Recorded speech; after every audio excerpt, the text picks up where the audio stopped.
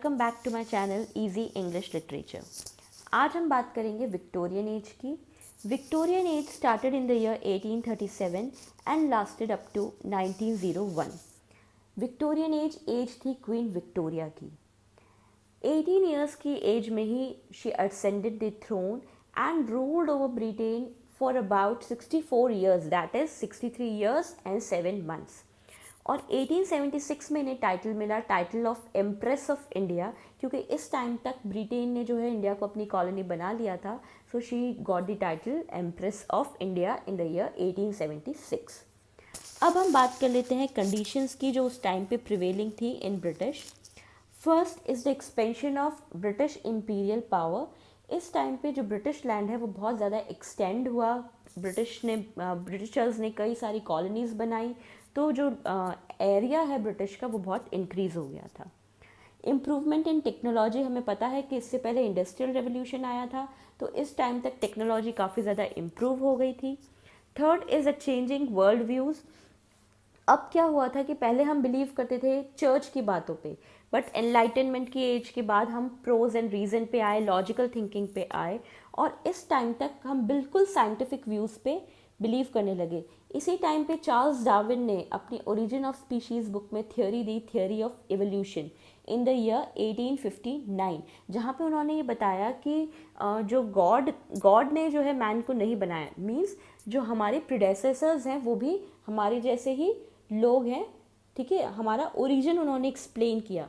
तो ये सीधा सीधा जो चर्च की बात को इन्होंने काटा था। चर्च ने जैसा बोला था कि भाई गॉड ने हमें ऐसा ही बना के भेजा है, तो इस वजह से जो वर्ल्ड में जो व्यूज़ हैं वो भी चेंज होने लगे। वर्किंग कंडीशंस भी चेंज हुई। अब हैव्स एंड हैव नॉट्स दो ग्रुप हो गए। हैव्स जिनके पास सब कुछ है, और हैव नॉट्स जो कि लेबर क्लास है। Also the rise of aestheticism and pre Raphaelite movement हुआ। Aestheticism and pre Raphaelite movement दोनों ही फोकस करते हैं आर्ट फॉर आर्ट सेक पे। जैसे डी.जी. रोसेटी, ऑस्कर वाइल्ड, ये सब जो है बिलीव करते थे आर्ट फॉर आर्ट सेक में। मीन्स आर्ट को सिर्फ आर्ट की तरह ही देखा जाए, okay.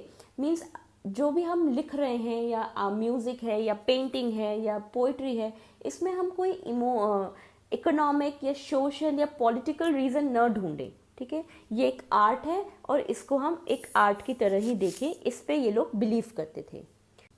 Then came the term Victorian Compromise given by G.K. Chesterton. अब विक्टोरियन कॉम्प्रोमाइज़ क्या था? विक्टोरियन कॉम्प्रोमाइज़ में बैलेंस करने की कोशिश कर रहे थे ये लोग दो चीज़ों के बीच में, जैसे कि फेथ एंड रीज़न के बीच में, ठीक है, जैसे चर्च और रीज़न के बीच में, रिलीजन एंड साइंस के बीच में, एनलाइटनमेंट एंड वेल्थ के बीच में। तो जो विक्टोरियन लोग थे ये दोनों ही चीज़ों को बैलेंस करके चलना चाहते थे, और इसे हम कहते हैं विक्टोरियन कॉम्प्रोमाइज़। उसके बाद 1839 में आया chartist movement. Now this movement is very important. Net में इसमें कई सारे क्वेश्चंस भी आते हैं।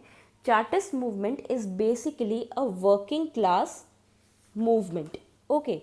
तो चार्टिस्ट मूवमेंट में इस मूवमेंट के 6 इंपॉर्टेंट एम्स थे, मतलब ये 6 चीज़ों के लिए इस मूवमेंट को लाया गया था।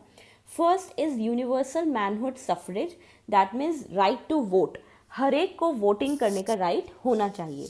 Second is the secret ballot, मतलब जो वोटिंग होगी वो सीक्रेट बैलेट से होगी। Third is the no property qualification to become a MP, मतलब पहले क्या होता था कि अगर किसी को मेंबर ऑफ पार्लियामेंट बनना है तो ये क्वालिटी होती थी या ये क्वालिफिकेशन होती थी कि उसके पास इतनी प्रॉपर्टी होनी चाहिए, ठीक है। तो इस चीज़ को ये लोग हटाना चाहते थे कि प्रॉपर्टी कोई क्वालिफिकेशन नहीं होनी चाहिए टू बिकम एन एमपी।